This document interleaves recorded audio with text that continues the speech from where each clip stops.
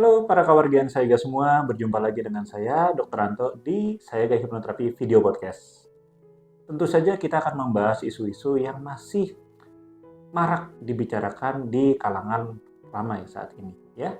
Dan tentu saja saat ini saya tidak sendiri.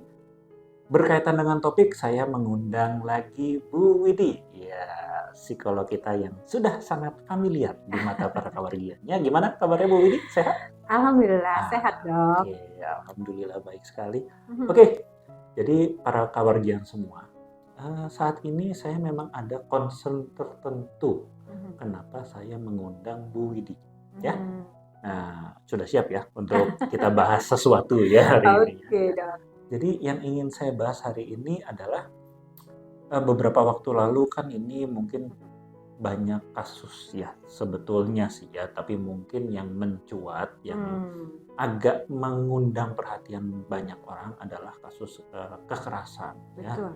adanya pemukulan Mhm, dan bahkan sampai menyebabkan kondisi yang dipukul ini luka parah bahkan sampai masuk rumah sakit. Nah, betul. di sini saya melihat adanya sebuah masalah Mhm, emosi yang tidak terkendali ya. mhm, Tapi kembali, nah ini kan kalau ini mungkin pendapat saya ya. Nah mhm, kalau Bu Widi mungkin memandang ini dari kacamata seorang psikolog yang juga mempelajari hipnoterapi, gimana mhm, nih mhm. memandang kasus ini? Betul. Yang kita soroti sekarang itu kan masih lebih ke arah perilaku. Kok Hmm. banyaknya? Ya memang sih sebenarnya dari kalangan remaja, anak-anak, remaja sampai ke dewasa ya. Tapi kita untuk akhir-akhir ini kebanyakan kok kasusnya lebih ke remaja ya. Atau dewasa awal ya sekitar usia antara 15 sampai 25 tahun lah kebanyakan gitu yang kita lihat di pemberitaan baik di televisi ataupun mungkin di media sosial ya dok ya. Nah kalau yang saya lihat sebenarnya gini kan, setiap individu itu ada dua sisi ya.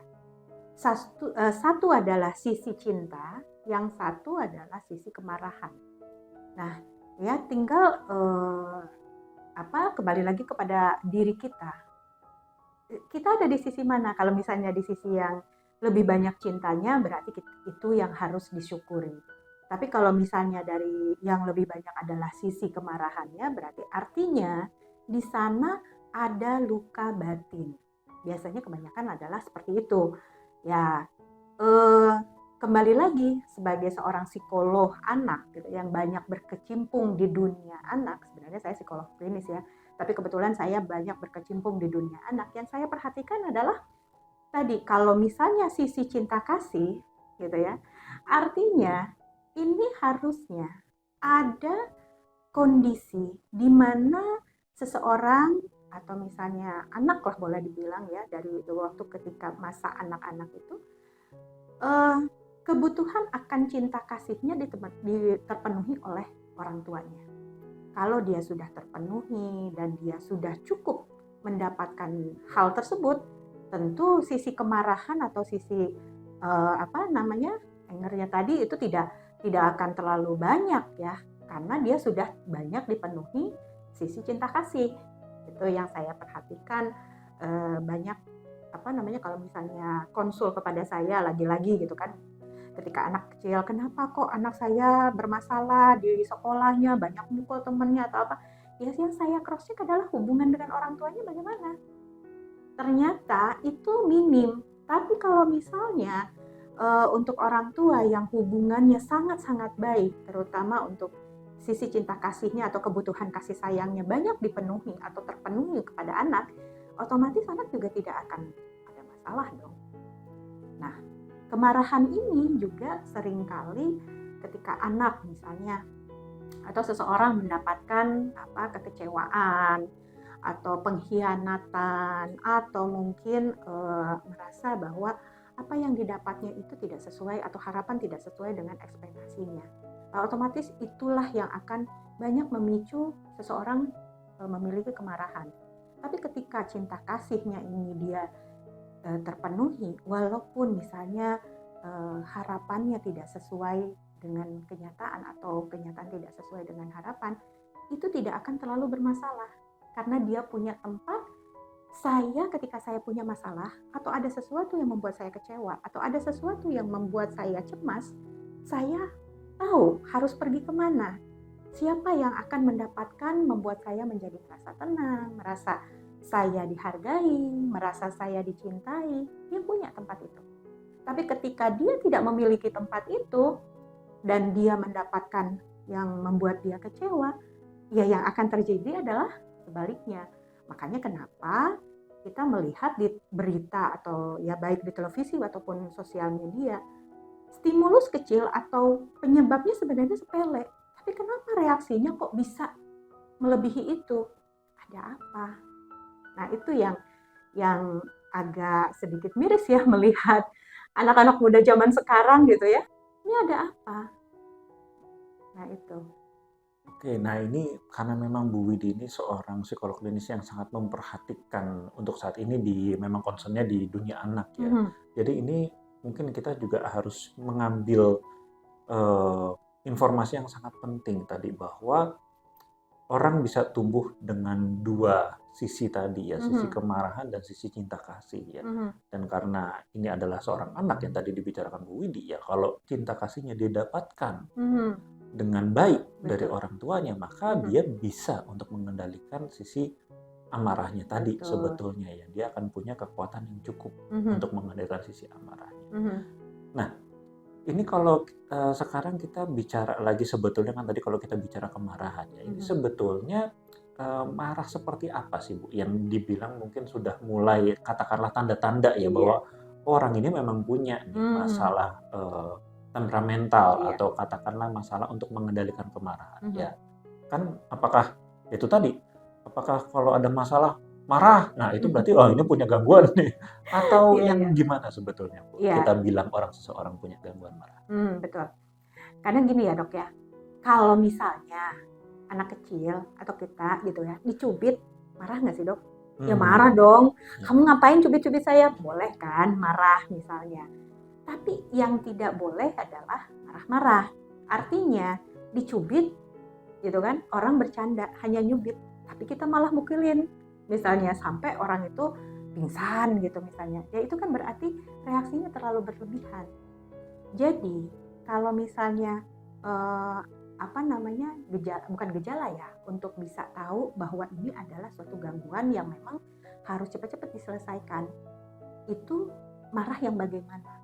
Ya tadi kembali lagi, ketika kita sudah menyadari, diri kita menyadari bahwa ketika kita ada masalah atau misalnya ada suatu stimulus yang memang pasti menyinggung kita, tapi kita tidak bisa mengendalikan emosi kita, tidak bisa mengendalikan kemarahan kita, sampai pada akhirnya ketika kita marah kepada orang lain itu memunculkan korban atau menyakiti korban sampai yang berlebihan.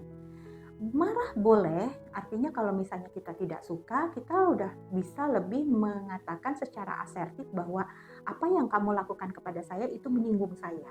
Apa yang kamu lakukan kepada saya itu menyakiti saya. Apa yang kamu lakukan kepada saya adalah merugikan saya. Bukan lantas ketika orang itu melakukan sesuatu, kita langsung marah sampai pada akhirnya muncullah korban. Dan kita sendiri jadi akhirnya terkena masalah, yaitu masalah hukum karena adanya korban. Nah, itulah yang kita harus mulai menyadari. Tapi yang terjadi adalah kebanyakan orang, dia menyadari, tapi dia mungkin belum tahu saya harus bagaimana, saya harus kemana, atau mungkin ada juga orang yang menyadari, tapi saya tahu harus kemana, tapi kayaknya kalau saya misalnya butuh bantuan orang, gengsi dong, gitu. Atau yang malah yang lebih parahnya dia nggak sadar kalau sebenarnya dia itu memang punya masalah yang memang akhirnya nanti akan membuat orang menjadi menderita atau dia sendiri pun menjadi terkena masalah hukum misalnya. Nah itulah yang terjadi. Nah jadi artinya seseorang harus sudah mulai menyadari bahwa apa yang saya lakukan ini sudah tidak bisa saya kontrol lagi. Dan itu akan mengakibatkan merugikan orang lain dan juga merugikan diri sendiri. Gitu dok. Nah itu menarik nih, kan tadi Ibu bilang ada yang membuat kita akhirnya jadi lepas kontrol ya, lepas kendali. Nah, kalau tadi dari sisi anak-anak kan seperti itu ya, Iya. bahwa kemungkinan Hmm. kekurangan dari sisi cinta kasih orang tua. Nah, kalau untuk mungkin orang yang sudah dewasa atau Nah. ini penyebabnya kira-kira apa saja ini? Kalau dari segi psikologis mungkin atau ini yang menyebabkan orang jadi tidak bisa mengendalikan marahnya ini apa aja Bu kira-kira? Iya, tadi kan yang saya katakan bahwa kalau ada kemarahan biasanya ada masalah yang atau ada luka batin. Itu bisa Luka saja, batin ya.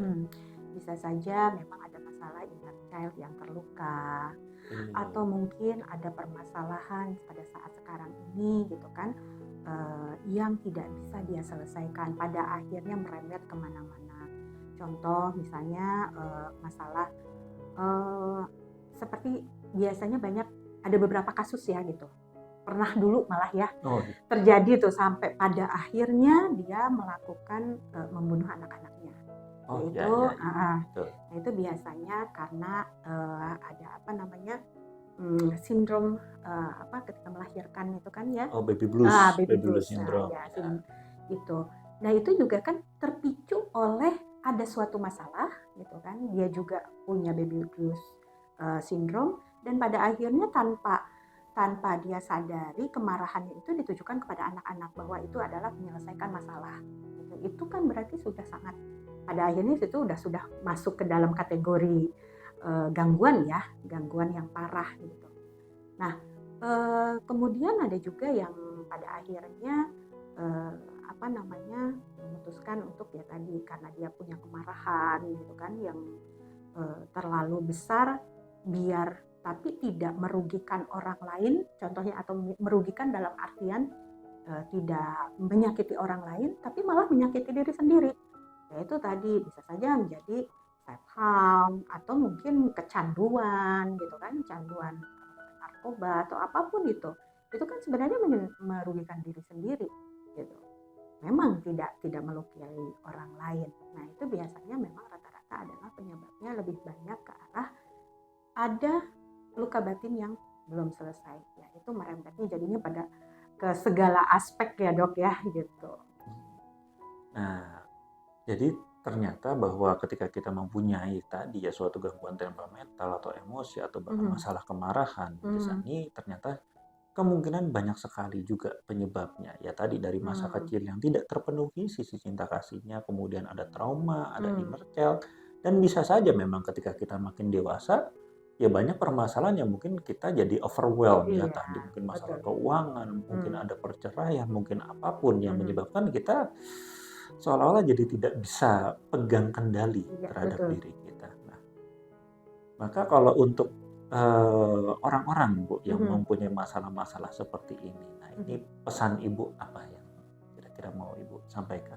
Oke, pesan saya ketika sudah merasa atau sudah menyadari bahwa diri ini ada masalah sulit untuk mengendalikan emosi, segera mencari pertolongan.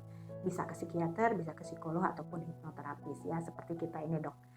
Profesi kami berdua itu sebagai seorang hipnoterapis juga. Selain dokter adalah sebagai dokter dan saya sebagai seorang psikolog. Nah, kemudian untuk orang tua yang memang memiliki anak-anak kecil, pesan saya adalah memberikan banyak cinta kasih, perhatian kepada anak. Jangan sampai terlanjur jauh dan cinta kasih ini tidak bisa diberikan kepada anak dan pada akhirnya anak memiliki luka batin atau inner child yang terluka. Nah, jangan sampai seperti itu. Nah, itu yang penting ya. Jadi jangan ragu untuk mencari bantuan profesional kapanpun Anda sudah merasakan gejala-gejala seperti tadi. Dan untuk Anda yang masih punya anak atau masih berada dalam lingkungan orang tua, pastikan bahwa keluarga adalah yang bisa membantu Anda juga ya. Iya, baik. Oke, mungkin itulah obrolan singkat kita kali ini bersama Bu Widi. Sangat informatif dan sangat menarik. Jadi untuk bagi para kawargian semua mungkin yang ingin komentar atau ingin menanyakan sesuatu terkait dengan hal ini, boleh tulis ya di kolom komentar. Jangan lupa untuk subscribe dan like juga di channel saya Gaya Hipnoterapi. Dan jika Anda ingin mengetahui lebih lanjut tentang hipnoterapi dan hal-hal yang berkaitan dengan hipnoterapi, boleh kunjungi juga hipnoterapibandung.com.